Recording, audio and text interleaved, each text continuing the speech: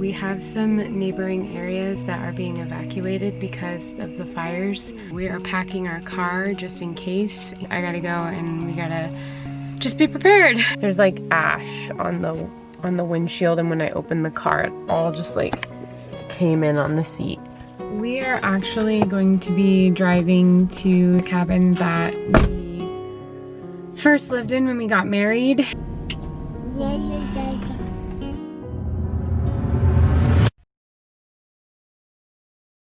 Yesterday was really insane. It just got really hot. It got hot to the point where it was like 88 degrees inside and there was nothing we could do about it. We ended up staying the night at our friend's house. They were not there. This is not something that I want to do during COVID. I understand that there are risks, but at the same time, like, I don't want to stay in my house when it's 90 degrees and have my baby sleep in that. It just doesn't feel right.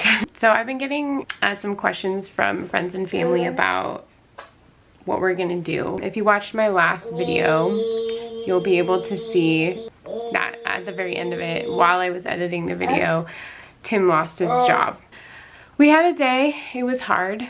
You know, we were sad, but honestly, I don't think we were as sad as I thought we were gonna be. And I think we've just been mentally preparing for this for a long time, you know? Just the nature of Tim's job and what he does, and like the way that the place he was working at was scaling back, it just didn't make sense for them to keep him on, so we were kind of prepared for that. It almost seems like Tim's gonna have to do a whole career shift away, and that's really hard.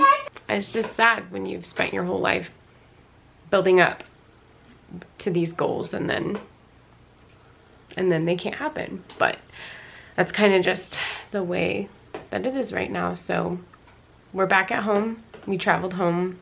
I think one of the big questions we've been getting asked by friends and family is if we are planning on moving back to Oregon. And the answer is we don't know. Obviously, we're gonna go where the jobs are, and so Tim is looking at jobs in both Oregon and California, and we'll see. You know, we're from Oregon originally, and there's pros to being there as well as cons. Also pros and cons for living in our area in California. The pros to living in Oregon is that that's where our family is, and so Jax would be closer to grandparents and, you know, great-grandparent, and we would have that community and support there. The cons would be just the idea of packing up an entire house and also trying to get rid of stuff, because we'd have to get rid of so much, and just moving with a kid is kind of a nightmare just to think about. And the pros to staying in California is we have a really awesome community of friends that we've built up friendships with for the last 9 years, and leaving them just makes my heart really sad. Also, leaving them during the pandemic, when you can't really have a goodbye party at all, and you can't really hug people goodbye, and that just breaks my heart. He's gonna help me tell the rest of this story. Before I got pregnant, I had this dream of being in film a little bit more. I started working behind the camera and got some really awesome opportunities to be in front of the camera, and I felt like my career was kind of finally starting, which was awesome. And then I found out I was pregnant. I've always wanted to have a kid and start a family, and so I wasn't really upset, and I wasn't upset about it at all. But at the same time, I knew that I was going to have to put that dream on hold for just a little bit. I didn't feel like I was far enough in that career path to continue doing what I was doing. There's just not a lot happening in our area needing women who are pregnant. So I just decided to take a detour for a little bit with the idea of possibly going back in the future. I feel like moving to Oregon would just take me further away from that dream. Hey bud, look. Look. Yeah. Oh. Yeah, you're pointing at the screen. You're pointing at yourself. Hey guys, So it's actually a couple days later since the last time I picked up my camera. As you can tell, I'm sweating. It's so hot out.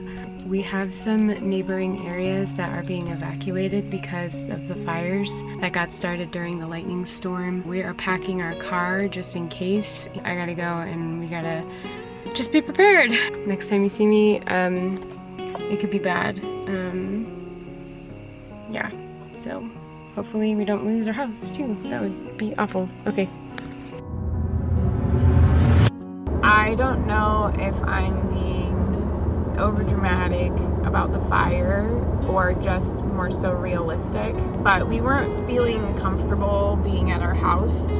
Like, I don't know what's up with all of the different sources of communication. I was on Twitter, I was on Facebook, I was Googling stuff, and I just wasn't finding any updates about the fire, about whether it was starting to be contained at all or if it was getting closer to us. I know that there were some places that were in an evacuation warning that were closer to us that did end up getting evacuated during the night. So we packed up even more stuff. We decided to put our valuables that we didn't want to take with us wherever we go in my car, which is where I'm at right now. We are going to park it very far away from any fires at a friend's house in a gated community. I think we are going to go to Oregon, but there's another fire on the way to Oregon. I'm afraid if we wait too long, we're going to get stuck down here.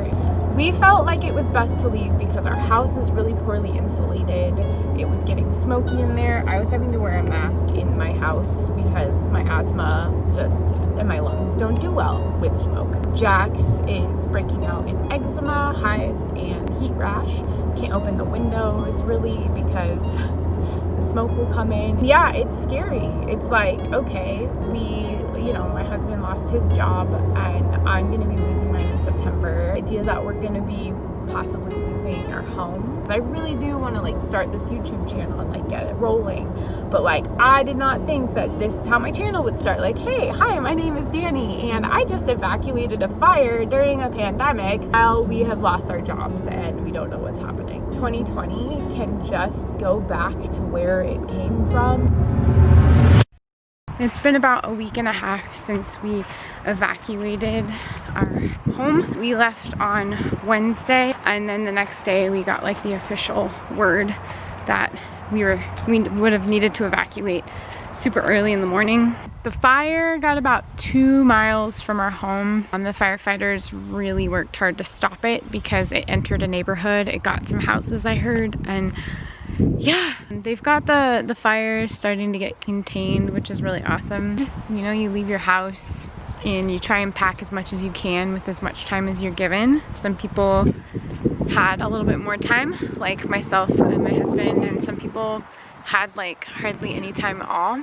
You have to decide what it is you want to take and what you don't want to take. You have to just let go of things that you leave and you're I might never see this place again. And for a lot of us, we're able to go back and see those things again. The evacuation got lifted in our area and we're able to go home and our home is still standing.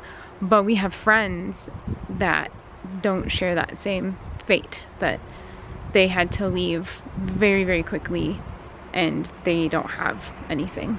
There's a summer cabin that's owned by a family member, and a lot of people in the family have lived there at some point or another, including Tim and I. It was our first home together after we got married, and there was a guy in the family who escaped the Paradise fires with just a carload of what he could get in his car before he had to take off, and put that stuff in the cabin.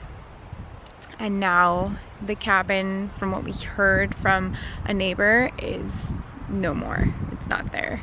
And so when we go back, we're gonna check it out and see what the damage is. It's really hard to think about the fact that that's not very far from our home. We're gonna have to travel back to California soon, and I'm not excited about it. Traveling here took 2 days. Yeah, I'll update you guys about the cabin and maybe get to film it a little bit. We'll see. All right. We are actually going to be driving to the cabin. I don't have a ton of cameras, so I'm gonna have to be very conscientious about how much I film, but I did want to say an update, which is that the family that we were staying with in Oregon, Tim's extended family, actually had to evacuate today due to fire. Whoa, okay, you guys, look at this hillside. This is like our old neighborhood. And so far when we were driving on the main road, we didn't see very much fire damage. Like, we didn't see any houses or any buildings burnt, which is good, but we know that the cabin was burnt. There's so many homes back in through here, and I'm so glad that these didn't catch. It's still here, so. Yeah. There's a lot of houses for sale, and I doubt that they're gonna sell, which is really sad. Literally turned this off too soon. If you look over to Tim's side, like that's all, and then the other side is not, which is good because the houses are on this side. And guess which side of the road the cabin is on. You can see like the different side of the road.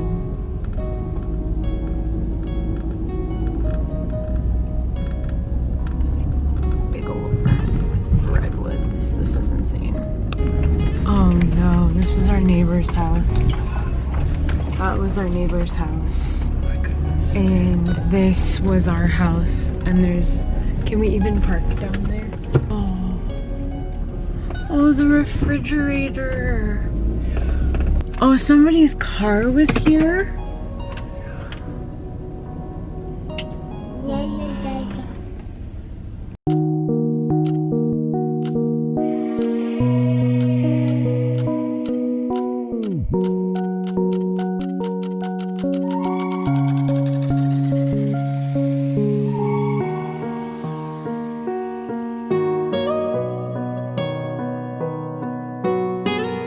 So the tub is totally gone. The washer's right there on the right.